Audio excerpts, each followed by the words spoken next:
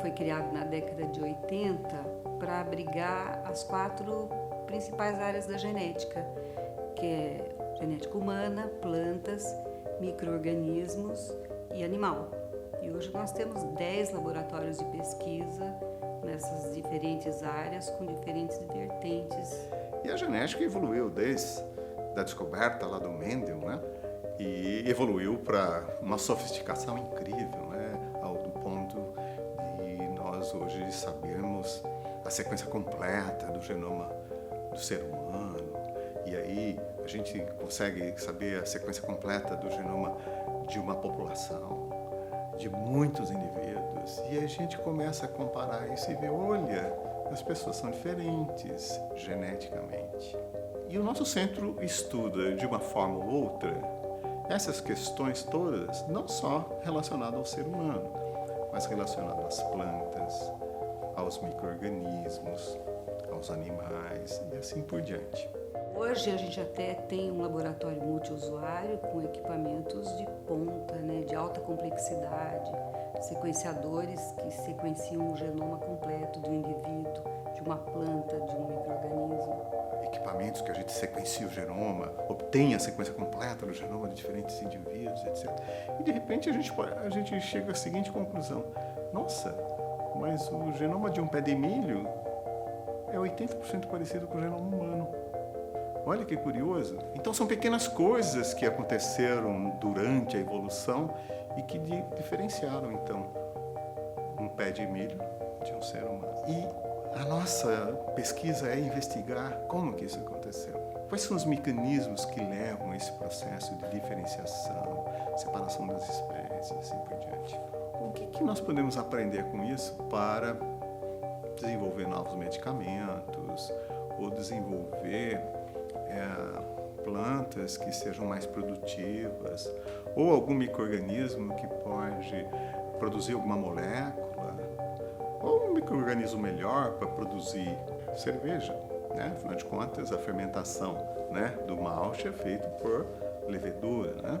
Então a genética está por trás de tudo. A nossa preocupação é como que a gente pode entender a genética de tal forma que a gente ajude a produção de alimentos numa perspectiva de aumento de temperatura, né, diminuição de água, né, um outro grande projeto na área de desenvolvimento de novos medicamentos, que é uma área extremamente carente no Brasil, né? A gente tem, apesar de ter uma pesquisa que a gente chama biomédica, né, muito avançada, contribuir com o desenvolvimento de novas drogas, principalmente pelo fato de que a expectativa de vida da população mundial ela aumenta continuamente, né?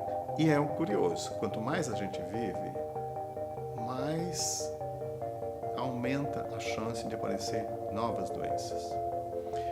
Novos vírus causando novas doenças, novas alterações, de repente que leva ao aparecimento de Alzheimer, por exemplo. Tem um aspecto muito interessante, que são as chamadas doenças genéticas. O problema é que as doenças genéticas, de uma certa forma, elas são raras. E não tem assim, alguma indústria farmacêutica que se interessa por esses casos raros, porque não tem jeito de fazer.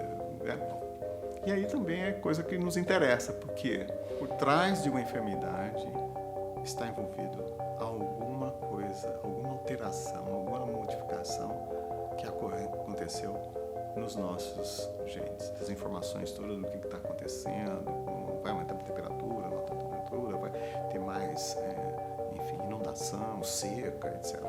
Por outro lado, o desafio da humanidade vai ser produção de alimento, produção de energia e produção de remédio de forma sustentável. É isso. São essas questões que vai desde o super micro, do gene, até as questões de uma dimensão maior, de uma dimensão global, que nos preocupa, né, nos nossos centro nos nossos projetos de pesquisa. Nós temos várias moléculas já desenvolvidas no laboratório. Tem uma molécula que acabamos de publicar relacionada a uma proteína que está envolvida em processo de dor. Então, eventualmente, isso pode ser um novo medicamento. A gente tem várias patentes, né? Um dos projetos que a gente tem é um teste para detectar a principal causa de surdez de origem genética, que pode ser feito em recém-nascido, no momento do teste do pezinho, né? Tem uma outra pesquisa que eles conseguiram produzir hormônio de crescimento no milho, né? O mesmo que eu estudo em uma planta, de repente eu estudo no micro-organismo, eu estudo no ser humano. Na área de genética humana, por exemplo, a gente faz diagnósticos, né? A gente tem as pesquisas e o que geram das pesquisas, né? A possibilidade de a gente encontrar, por exemplo, a causa de uma doença genética. A gente encontrou a causa durante a pesquisa, imediatamente a gente começa a usar isso para o diagnóstico dos próximos pacientes. Estudar os micro-organismos, né, que estão presentes no ser humano, nas plantas. Hein? Nós temos mais células de bactérias no nosso trato intestinal do que o número de células do nosso organismo. É um absurdo.